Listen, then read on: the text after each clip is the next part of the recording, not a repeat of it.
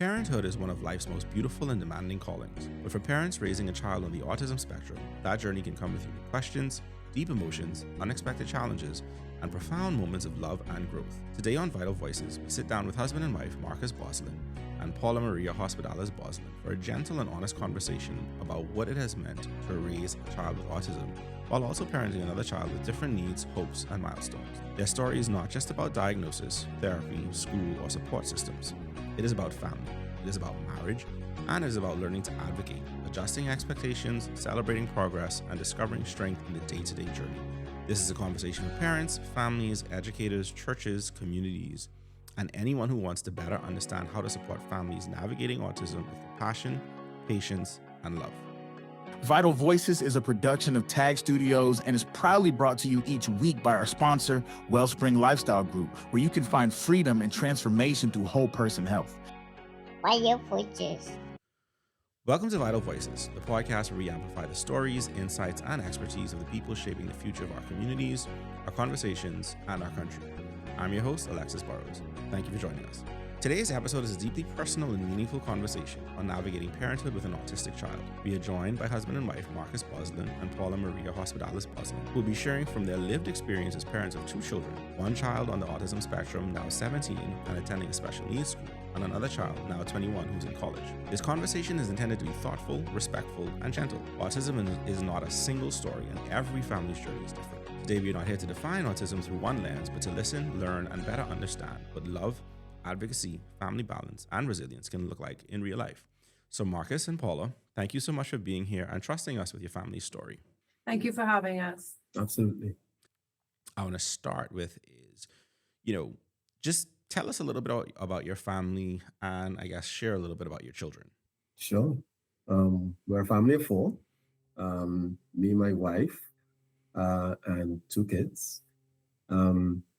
Our kids are now, as you hinted, quite old. They're almost adults. Our oldest is 21, and our autistic youngest son is 17, soon to be 18, actually. So they're pretty big. We've been extremely active in the community. You did speak a little hint about it. We have very, very active lives. Mm-hmm. And our kids have pretty active lives as well. Our youngest has perhaps the least active life, but even he tries to get out, and sometimes he's a little more busy than us. Yeah. When would you say that you first began to notice that, your younger son may have been developing, communicating, or responding to the world differently? I think it was quite early, probably about 9 months. He didn't like a lot of eye contact. Mm-hmm. Even as a young baby, he preferred to be fed and put down, whereas our older son was, wanted to be held and to be coddled a little bit more. But Mm-hmm. Obasi was different. Marcus, what about when do you think that you kind of noticed differences? That's the right timeline.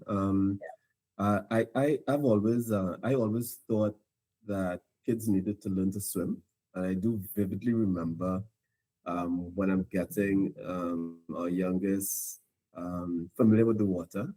At around 9 months, he started to turn away from me because obviously I'm holding him in the water, Mm-hmm. but like the closeness, the connection was uncomfortable to him. So he liked the water, he loves the water, still does. But he used to demand essentially to turn away from me, which was quite unusual. And honestly, I did not recognize that at all at the time as a sign that he may have had autism. I had no clue. Mm-hmm. But I do remember thinking, this is a little strange because the other kids would grab me, they're climbing all over you. Kids are in the water, even at that kind of baby age, they're very playful, and he was playful too, but he refused to maintain that eye contact. Right. What was the journey like from, I guess, to diagnosis for your family, both emotionally and practically? Because we're talking now, you're going back, I imagine somewhere between, 12, 15 years. What was that process like, and how did you navigate that, both from a practical standpoint and an emotional standpoint? Okay, so from a practical standpoint, he was in nursery when he was younger, Mhm. a baby.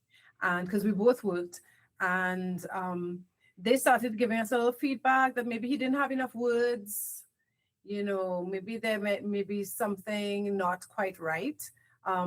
That kind of moved to us discovering that he did have bilateral hearing loss. Mm-hmm. He got air tubes put in, and what was significant for me is that once the tubes were in and he recovered from the surgery, any words that he had, he lost. I think it was because it was overstimulation, hearing everything after it was muffled before. But I guess, Marcus, did that go straight into allergies and determining what foods he had sensitivities to? Yeah, I think really a pediatrician or doctors were trying to rule out physical causes, Right. his lack of language. So we did all sorts of stuff with his hearing. We did allergy tests, and he was in fact allergic to a whole heap of foods. It kind of runs in our families, both our families. So that by itself was useful for other reasons. When we did the allergy test, and in the end, after maybe it was about 20 months, 22 it months? would be months and months of investigations. Yeah. It was suggested that he might have autism, and then we started down a new diagnostic track, trying to ensure that he got a diagnosis, and it was clear that he was he was autistic. That by itself is quite complicated because there are no definitive tests per se. Mm-hmm. It's observational. It's a bit difficult to assess whether you have autism or not. But I think by the point in time where we were trying to procure autism diagnosis, it both became pretty clear because by that time he was relatively old, 2.5. Still not speaking, and displaying other characteristics. Yeah, so a little flapping, a little stimming. Mm-hmm. But from an emotional standpoint, my background, Marcus and I even spoke about it again last night. My background, my mother was a speech therapist. Oh. And a lot of her practice dealt with this emerging autism situation. And so I have been around children and young people with autism practically from the time I was 12, maybe. And so for me, it wasn't so much emotional, it's just trying to find the best way forward. Mm-hmm. Yeah. My wife is very much a fix-it woman. Yeah. So Okay. something to be done, she rolls up her sleeves and tries to get it done. Yeah. I think it's helpful to kind of have that background as well, because it kind of gives you a little bit of a leg up in terms of understanding and being a little bit not necessarily prepared per se, but probably a little bit better prepared than somebody who's just coming at it completely blind. Mm-hmm. Absolutely. And I don't want to give the wrong impression. There is a sadness, Mm-hmm. a feeling of loss when you have a diagnosis of autism. I mean, the expectation when you have kids, you have this list of things that you're going to do and they're going to be, and how your life will operate. And so it's just, it is a matter of maybe just shifting and accepting the child that is in front of you. Right. Especially And not depending on version of the child that you had. right. And especially depending on, how far on the spectrum they are as well. Right. Because obviously, you have varying degrees of where Right. children. So now they're down to a 3 scale. There's level 1, Mm-hmm. which can be people who can operate fairly typically in schools and the workforce with minimal assistance. And level 2, somebody who's going to need a little bit more help. He is level 3, which is more profound. Mm-hmm. So, they're different situations as you move along the levels, of course. Yeah. Looking back at it now, what do you wish you had known in those early years? To me, just the sense that it's okay. Mhm. Um, I think the perhaps our son is 2 years, Mm-hmm. right? Um, he's going to change in the same way everybody else changes, but he is always going to be different. And um, accepting that and being okay with that, and not stressing unduly about that, Mhm. I think is extremely powerful. Yeah. And that's not to say you don't take the steps required to ensure that your child has the best possible outlook, right? But that's stuff you do for any child. A Yeah. typical child, you try to figure out, what can I do to help this child achieve their fullest potential? Um, but at the same time, just recognizing that, you can be happy and healthy and well adjusted as a child, and now a young adult as we do have, despite being profoundly autistic and despite needing care for the rest Assistance. of your Mhm. life, right? Um, there's still a lot of positives that can come from that. There's still a lot of joy. Mhm. There's Yeah. still, laughter and good times.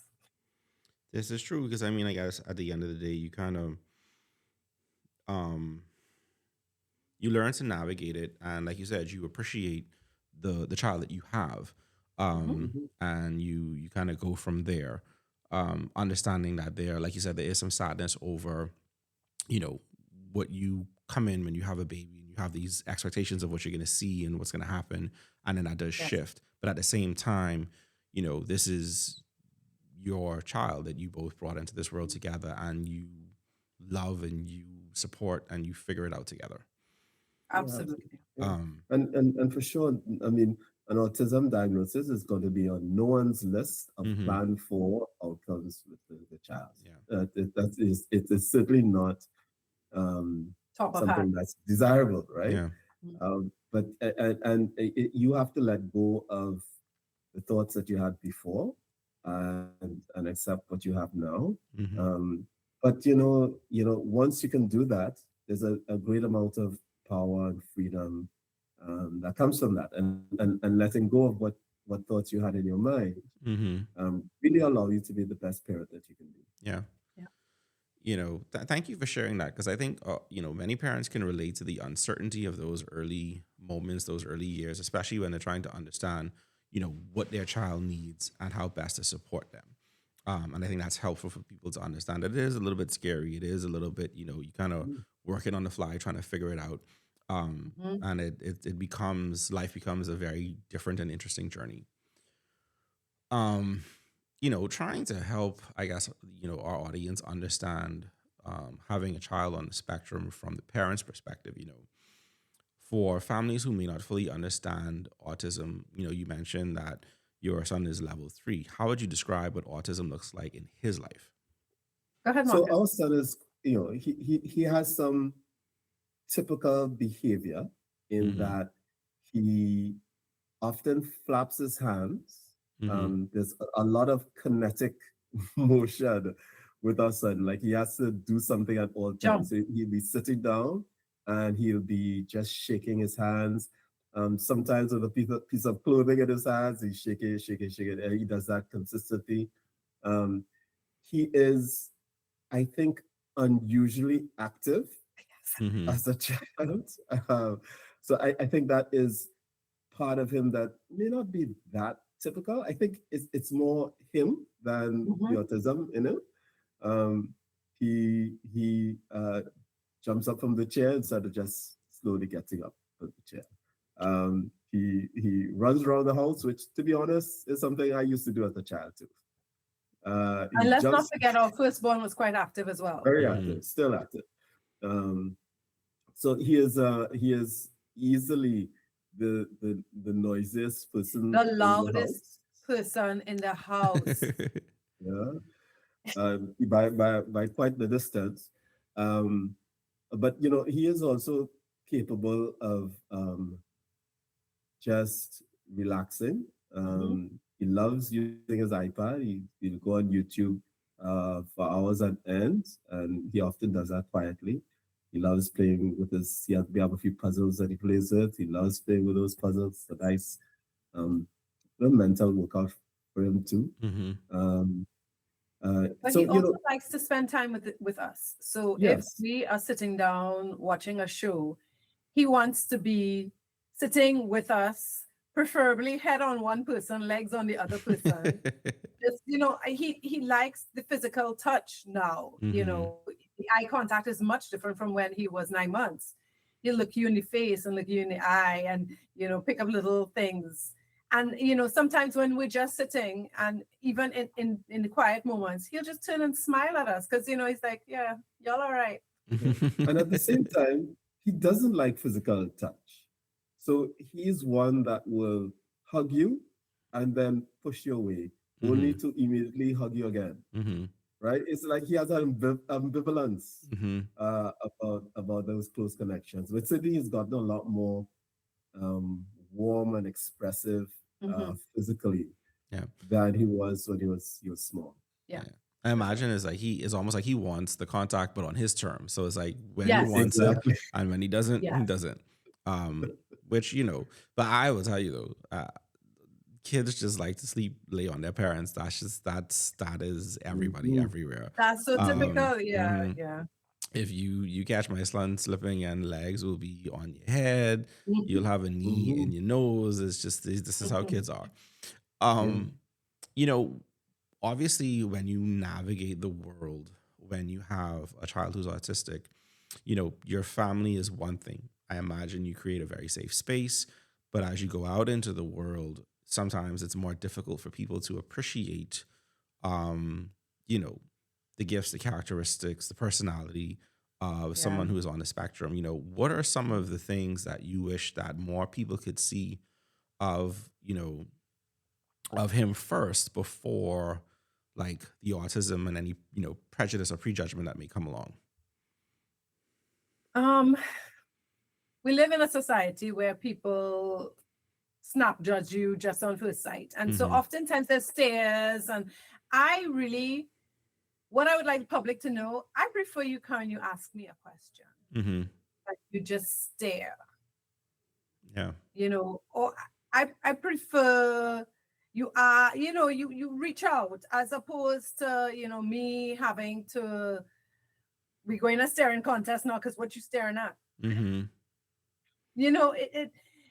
I really feel, but honestly, over the years, I think it's gotten a lot bit better. We'd go into a store that we haven't been in, and the cashier will go, "Does he have autism? My nephew, or Yeah. my friend's son, or and so it's opening up a bit. But there's still some people who are inappropriate. Like, what wrong with him is not an opening gambit. Yeah. And I think, we culturally, and this is, here and across the Caribbean, I think we tend to be very like we like to hide when there's something Mhm. wrong, especially if it's something where like you're neurodivergent, or if you have, even if it's like a physical ailment, if you're in a wheelchair, things like that. Like we tend to do this thing where you will never know because the family will just hide that child or that family member away. And so I feel like and it's not to give people a pass, but this is why they don't know how to act, Right. because you for so long you didn't see it. Now I do think that this is where the work of organizations like Reach and things like that becomes so important, and even conversations like this one, is because people get to hear and understand and realize that, hey, this is a conversation that we can have. And people are getting better. I'm sure there's still a long way to go, but people are getting better at understanding, They are getting better. and then being, more compassionate. Like that was the word that Greer mentioned. It was like we have to find a way to be compassionate. Just because someone is different, we might not understand that difference, and we might look at it like, because like she was like somebody, the child's just rude, or they're just this, or they're just that, and it's just like, no, that family I've is. gotten that we need to discipline him. Mm-hmm. Yeah, Mhm. it's yeah. I imagine it's a rough road. But I do It is, and think. you know what is sad about it? Because one of the things that you said, people don't like to know that somebody they in their family is on the autism spectrum. But the sad thing is, early intervention is key. Yes.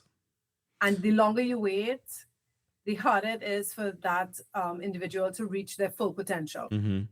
Especially if there's a possibility, like if they're on the lower end of the spectrum where, like you said, they can live a mostly typical life. Then Hmm. if you're able to discover, we have this thing where it's like, oh, I'm not claiming that, and that's not my son or that's not my daughter, Yes. and it's such a strange thing Yeah. because in every area and element of medicine and healthcare, everyone preaches it. Early intervention, early diagnosis is most helpful. And it's the same whether it's cancer, whether it's heart disease, or whether it's autism. It's the exact Yep. same approach. And actually, what I tell, sometimes I come across parents who have received a fresh diagnosis and their Hmm. child is young, preschooler. And I always tell them, I say, listen, you don't, if the label is problematic for you, you don't have to label it, Fair. but you do have to get some help. Because regardless to what it is, if your child maybe, was having problem with math or had difficulty spelling, you will work with that child to kind of boost that skill. So if your Hmm. child is having issues with language, you could try different things, or you you don't even have to label it, but you just get the help that you need. Yeah. You And in know. the internet world, honestly, Hmm.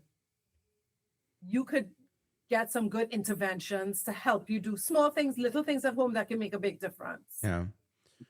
What would you say, and I guess both of you can kind of answer this from your own perspective, but what would you say have been some of the more difficult parts of parenting a child on the spectrum, especially as he's grown into being a teenager? Autism affects learning. Hmm. So some of the things that children typically learn quickly, it takes a long time with someone on the autism spectrum. Certainly, potty training took a long time for our son. Yes, Yeah, years and literally. years and years. And it's very difficult as a parent because you're trying to consistently give the right lesson and show him exactly what he has to do and so on. But it takes a tremendous amount of time, and that goes for pretty much every aspect of his life, right? It takes a long time to get from point A to point B. So it really does require patience Hmm. and perseverance. And consistency. Um, yeah, to get even simple things down. Um, the good thing is, there is a sort of routine around people with autism. They get it, even though they that's not to say they would lapse every once in a while, but they get into their routines, and, Yeah. and that does save them. But it really does require a great deal of patience. Yeah. But Paulo, sorry, what about you? I think a lot of people think they grow out of it. So Mm. Marcus is over 6 feet, and so is Obasi. Hmm. So you're not expecting the autism in that package Hmm. Mhm, and the behavior in that package. Right. mhm. And so it's a little bit more challenging even for me to control him sometimes if he's having some difficulty, because Hmm. it's a larger child, it's a Hmm. larger person. Yeah. um but we try, in times when it's difficult, it's a two-person job. Hmm. Marcus and I'll say, Marcus, I really just need 5 minutes, Yeah. and I will go away. Yeah. Nah, you I've know I've seen recent photos and I'm like, no, I see is big. Like He's he's like he's a his big dad. He's a big yeah, boy. he And is. so I imagine if you're having you know, a a difficult meltdown. moment, a meltdown, Mm, it can be very interesting to manage, especially yeah. for you, Paula, because he's, I imagine, a lot bigger than you. Yeah. Yeah. Yeah. Yeah, he's a lot bigger than me. But one thing about him, he's generally a sweet child. So I think even in his meltdowns, afterwards he looks like he's sorry. He's Hmm. apologetic. He's kind of like, don't be mad at me. There's that kind of like, Yeah. I couldn't help it. There's an You know. understanding that he Um, has. Yeah. Mhm, mhm. So, so we work with him as best we can. yeah. Marcus, you mentioned education being learning being a big part of this, and obviously now, Obasi is 17, Mhm. and he's in a special needs school. How has Mhm. school shaped his development, confidence, routine, sense of belonging? Like, how has that helped? Because I know that's a space where a lot of people have concerns and trepidation, So, Yeah. what would you say to that area of it? I mean, having him in the school is absolutely critical. And he's Mm-hmm. going to be in school, even though he's 17, he's going to be in school for a while. Mm-hmm. It gives him a sense of purpose. Mm-hmm. It gives him a structure, a routine. Um, and that by itself is absolutely vital. Mhm.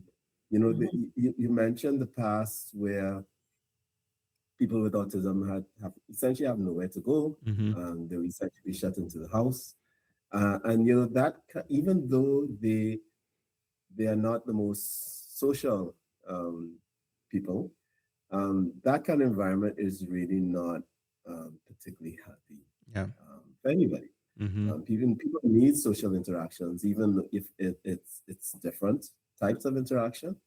And school presents a safe place where you can learn some foundational things. Mm-hmm. Um, Now, in a special needs school, everyone's sort of curriculum is different because every child is different Mm-hmm. and has very different skills and abilities, and even different interests.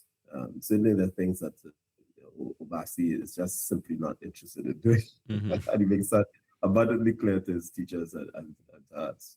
Um, so in terms of what he's doing, it's quite different to pretty much everybody else in the class. But they still do some things together, which really gives us um, some things that we can work on at home as well. Yeah. Because at home, then we're just sort of reinforcing certain things that he Mm-hmm. learns in school, as opposed to having to figure it all out ourselves. Yeah. Yeah. S- So, speaking of support, obviously the school would be a part of this, but what kinds of support have made the biggest difference for um Obasi as your child, but also for you guys as a family over the years? I think one of the biggest things, and I always say, is Obasi has an aide, and that has made our lives a lot easier. Because you mentioned about trepidation about children on the spectrum being in school. So Mm-hmm. he's not alone in the classroom. He does have somebody who is assigned to him and who makes sure that he is well accommodated and will understand his little ticks and his little, oh, he needs to use the bathroom. And so people always think that she's a mind reader, but she's gotten to know his little, oh no, it's too hot, or he Mm-hmm. needs to move a little bit. So that has been huge. But I don't want to downplay therapy. Mm-hmm. um, he has been in ABA, applied behavioral analysis, and occupational therapy, and those two things really have made a difference as well. Yeah. Yeah, one thing I think I would want to add is that Reach has given us community and Mm-hmm. allowed us to make contact with parents who are similarly situated with autistic children. Um, Adults. Gives us a sense that you're not in this alone. There's some community, Mhm. and they've also created community for the children because they do things, activities, and other things, therapy, and so on for the children as well. So there's a great deal of. I'm very very grateful to Very Reed grateful. Yeah. for helping us know more about autism, know more about parenting someone with autism, and also create an environment where you can connect with other parents and share experiences and thoughts and so on. So yeah, just knowing that there's someone else out there, similarly situated as you, traveling the same road Mm-hmm. Mhm. as you is extremely valuable. Yeah. And then it also gives you a place of community. Mm-hmm. Mhm. Yeah. Yeah. But you know what it also does for Obasi? Like when his group of young adults comes together, there is an ease in his movements when he's around the other young people who are on the spectrum, Mm-hmm. because they recognize each other for, Yeah. Like, you know, he goes in and the ones who are more verbal will be, oh, Basi, how you doing? And, you know, he'll come across and high five because, you know, that's his people. Mm-hmm. And there's something to be said for community, even within, not just for the parents, but also for the young people. Yeah, because it's you're with people who understand and Yeah. you know have faced similar challenges, Mhm. and therefore there's a relationship, there's a community that comes there that they probably don't find anywhere else. And Yes. you know, one of the things that we have a sense of belonging and need for companionship and need for community. So Yeah. having one that feels comfortable and safe, both for you as the parents and the family, but also for him being on the spectrum, I imagine is critical. Mhm. Yeah. I hope you're enjoying this episode of Vital Voices. We're going to take a quick break for some words from our sponsors, and we'll be right back. Have you been searching for healing, but still feeling stuck? Maybe it's stress, fatigue, long COVID symptoms, fibroids, high blood pressure, or perhaps a condition no one can fully explain. At Wellspring Lifestyle Group, we believe healing is body, soul, and spirit, with Christ at the center and practical evidence-based steps you can actually follow. Our approach is grounded in faith, backed by science and fueled by testimony. Start your journey to freedom today with the free Thrive 360 Holistic Wellness Checkup at wellspringlifestylegroup.com. In minutes, you'll get a head start on your journey. Wellspring Lifestyle Group, freedom and transformation through whole person health. Welcome back to Vital Voices. Let's continue our conversation. You know, let's tap into the conversation about, you know, the siblings part of it. You know, you have an older child who is not on the spectrum, and he's now in college. You know, what was it like? Almost done. And he's right, he's almost done.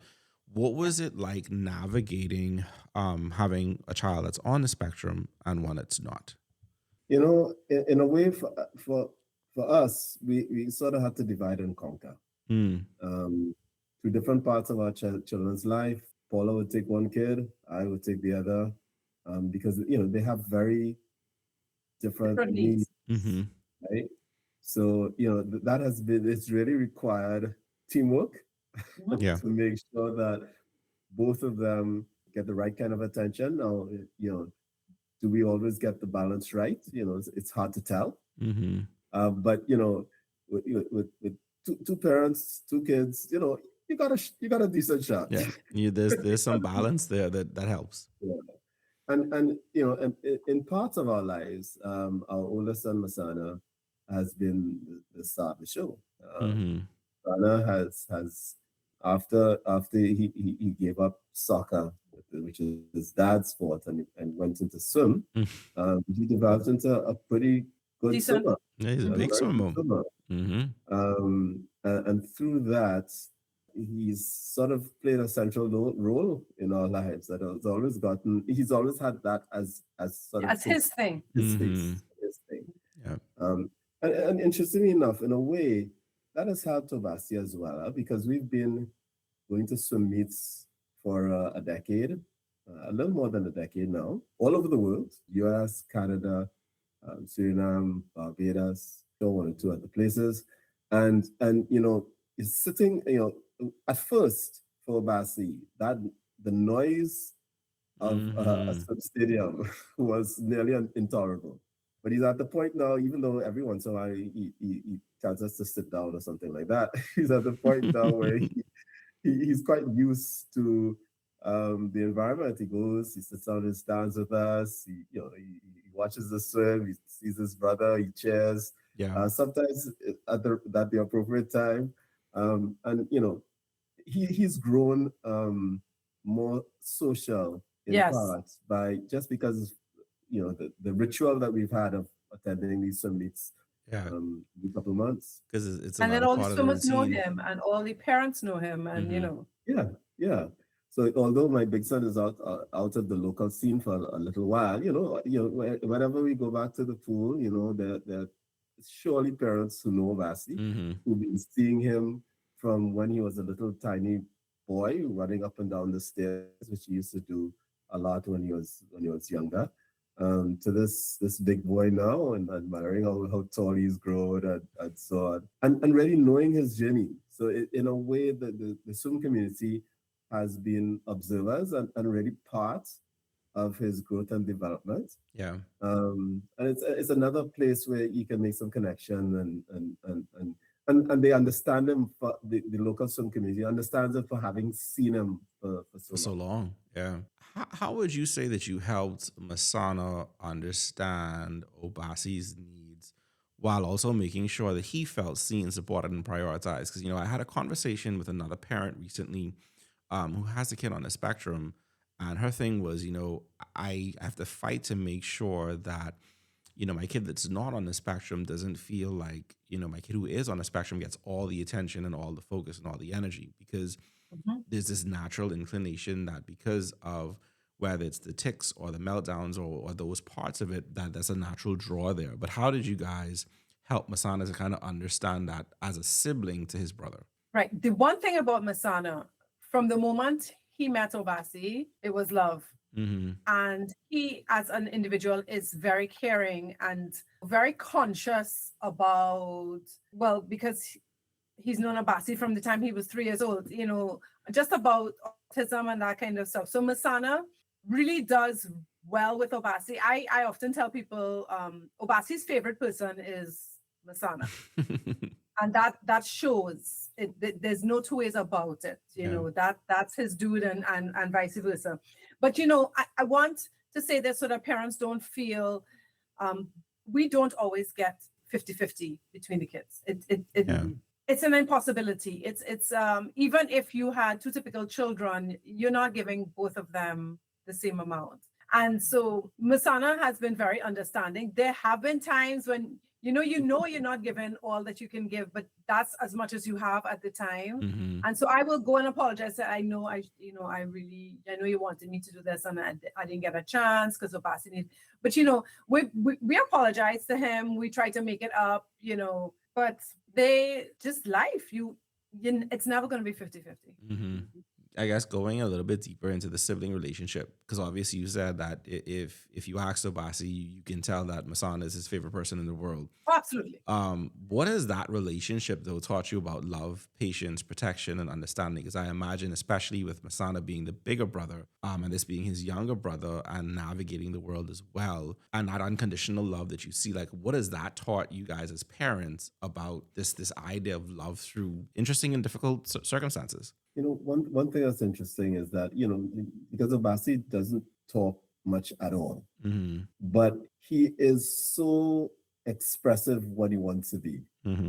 And, it just says that, sometimes you look for the other people in your lives to say something. Mm-hmm. Mhm. And by waiting for that, you're missing what they're saying by their Without words. actions Yeah. and other things, right?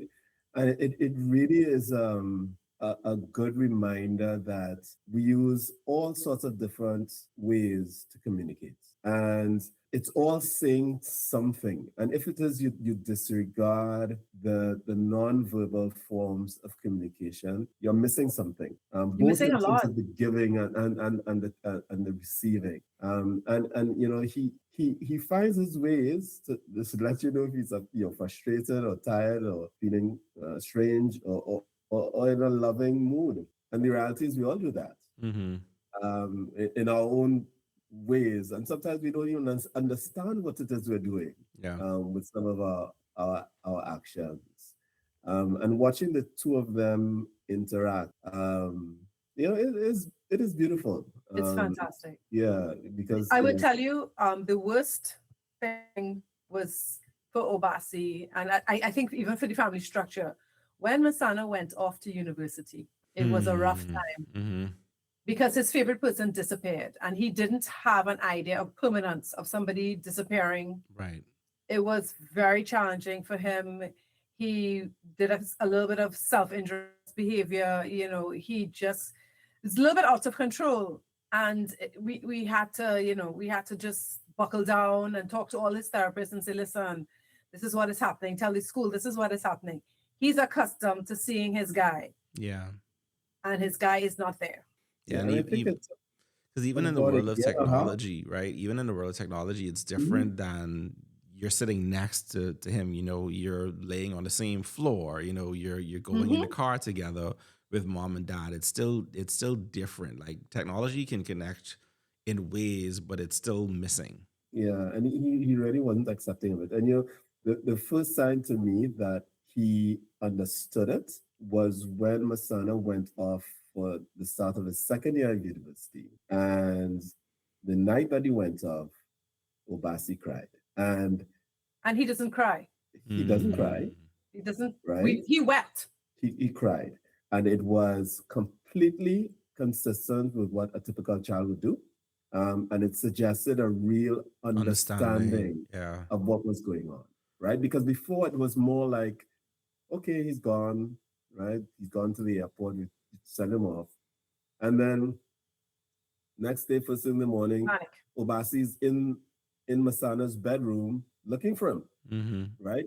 He clearly didn't fully grasp what was going on Yeah. or fully didn't accept what was going on. Mm-hmm. But in the second year, he got it.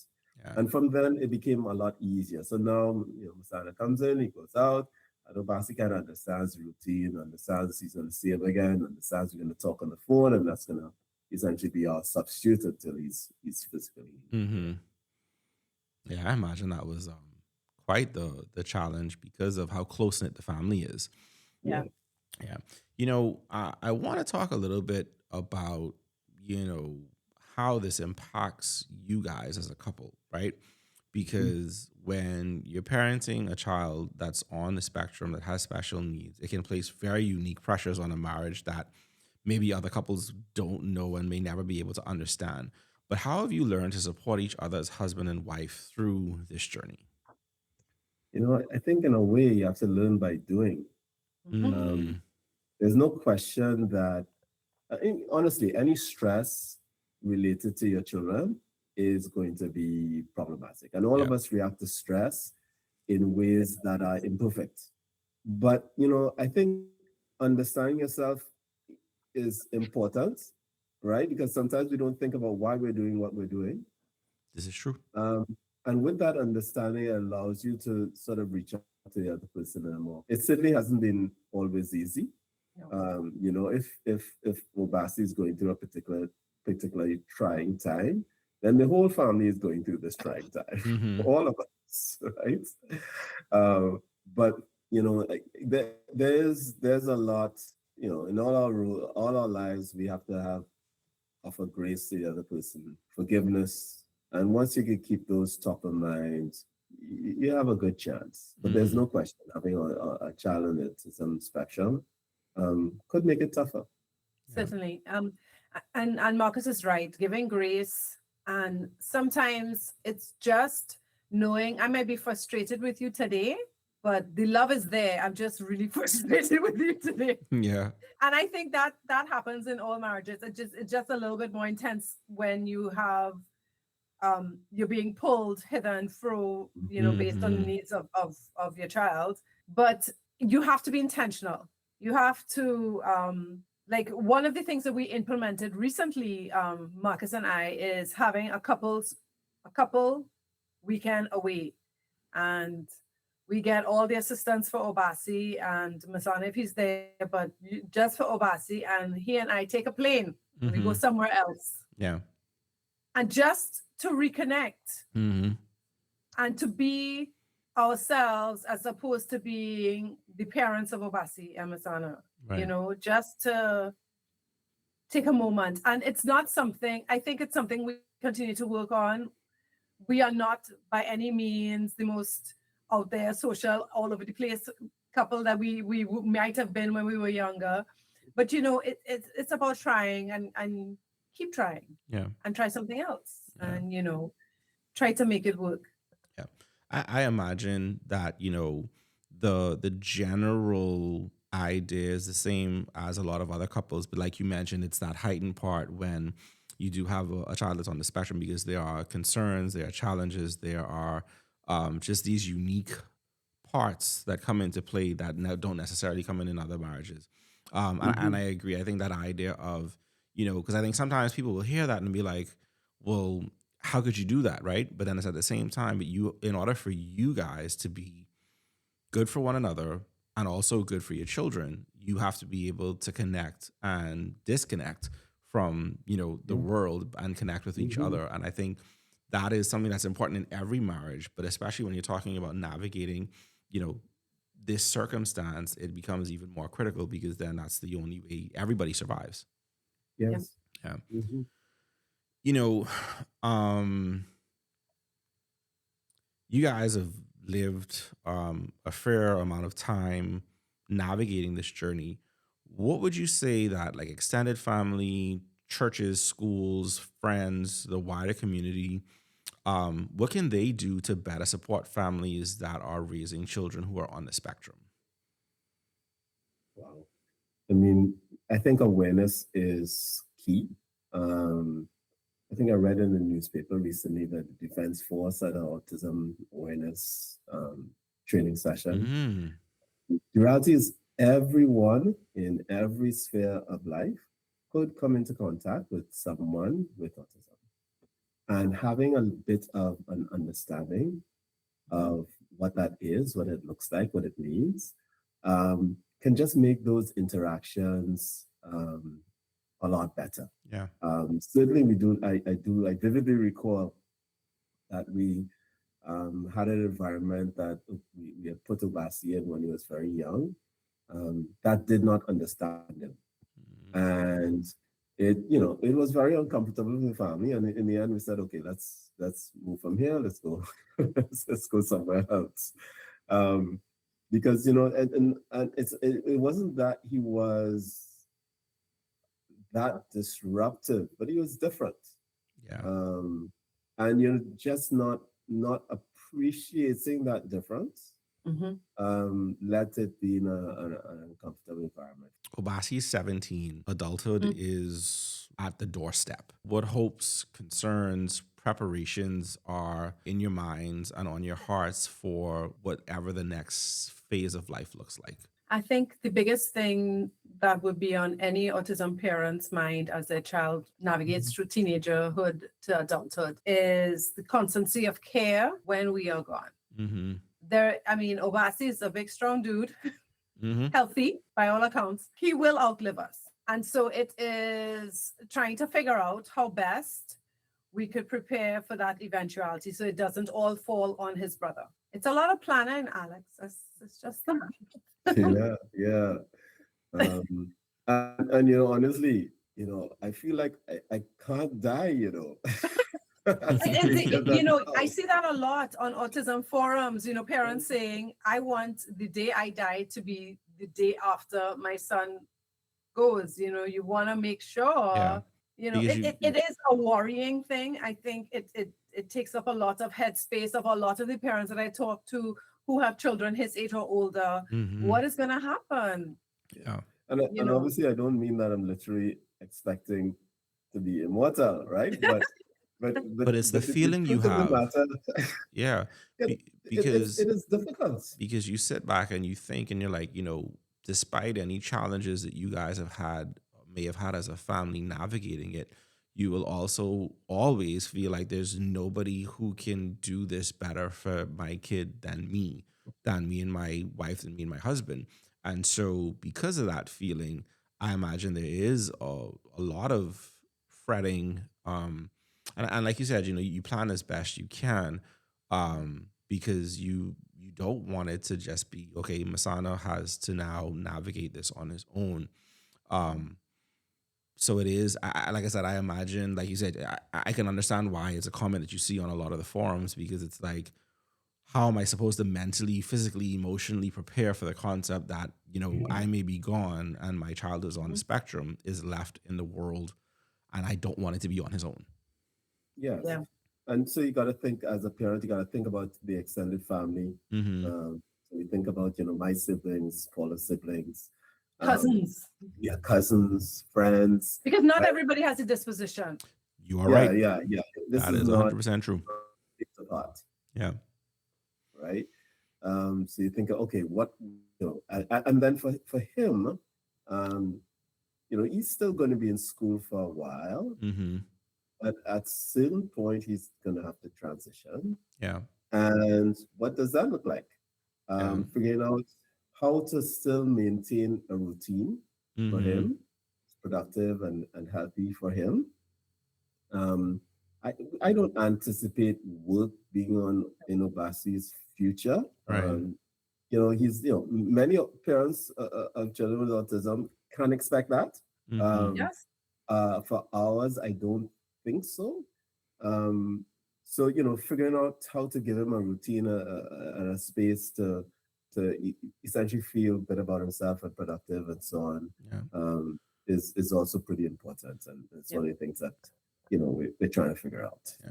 You know, It's you a figure outable kind of thing. We just we on the road. yeah. Yeah.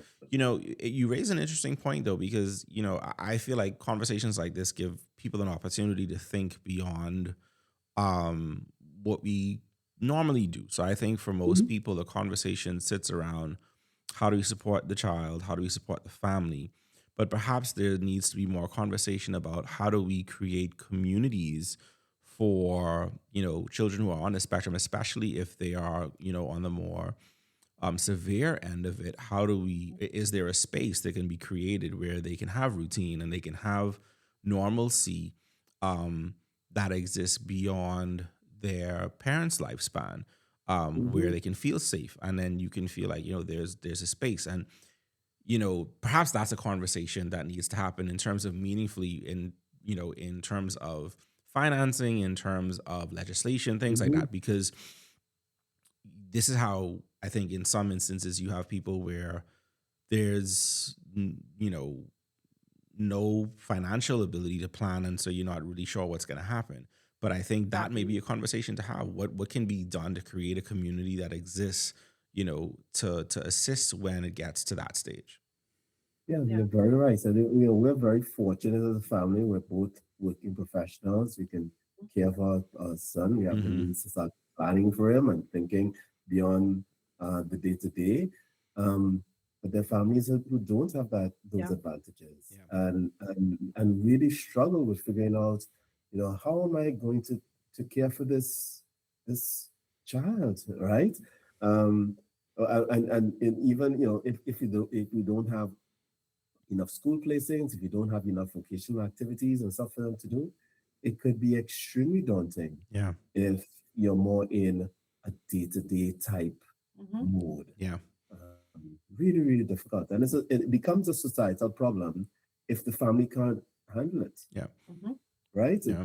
That becomes then I won't call it a burden, but it does affect society if it is we have people who are just falling through the cracks. Yeah. Yeah, and you see it. I mean, if because we have been around people on the spectrum, sometimes honestly, we're driving along the road and you see a dispossessed person, living on the street, and you look at him, you look at the quirks, and you go, "Oh, that person has autism."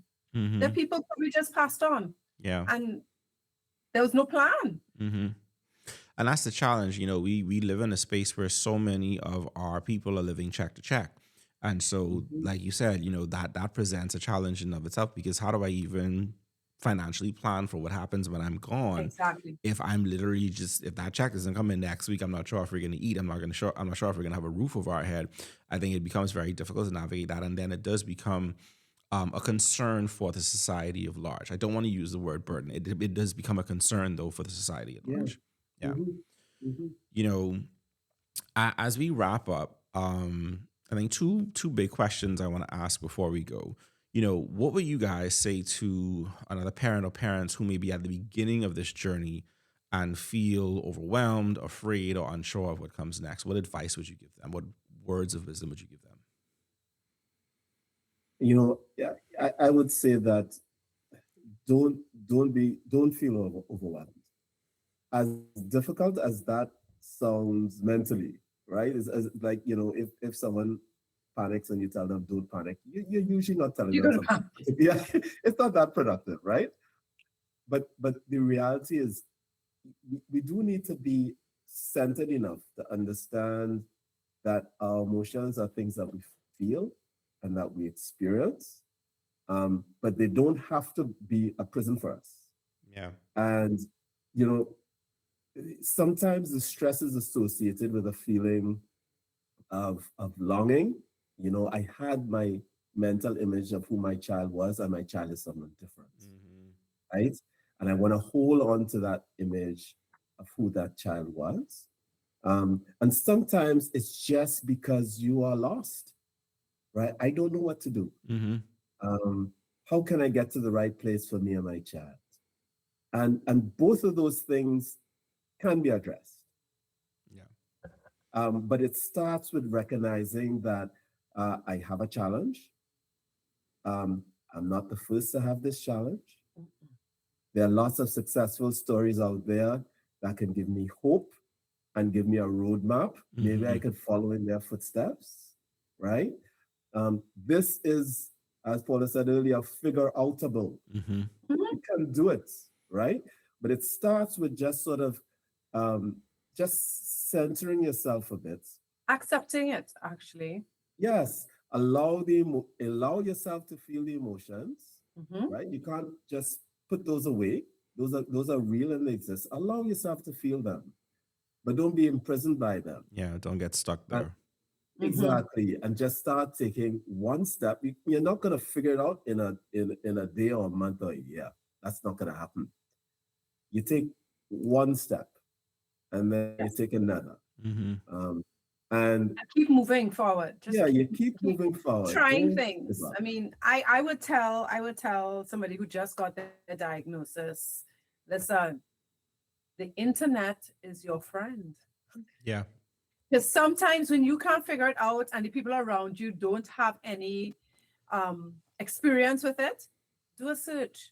Start somewhere. There is so much more information available on things to do, how to try to do this, how to do this. And, just feeling that you are doing something, even if you're not doing it perfectly, in the aid of your child is a good start. Sometimes that's enough to kind of keep you going. Like you said, it's one foot in front of the other, one day at a time, one step at a time. When you look back over the years to this point, what are you most grateful for? I have 2 happy, healthy children who are well-adjusted, who are loved, and who are very much capable of loving. And while one is going to have a more complicated future than the other, I'm extremely grateful for where they are now. I'm very positive that they're gonna continue to be happy and healthy, and hopefully I can play a part in ensuring that. We have come a long way as a family, and I'm proud of what both me, my wife, and our older son Masana has done to help us get there. I'm very optimistic about it. Anything else you want to add, Paula?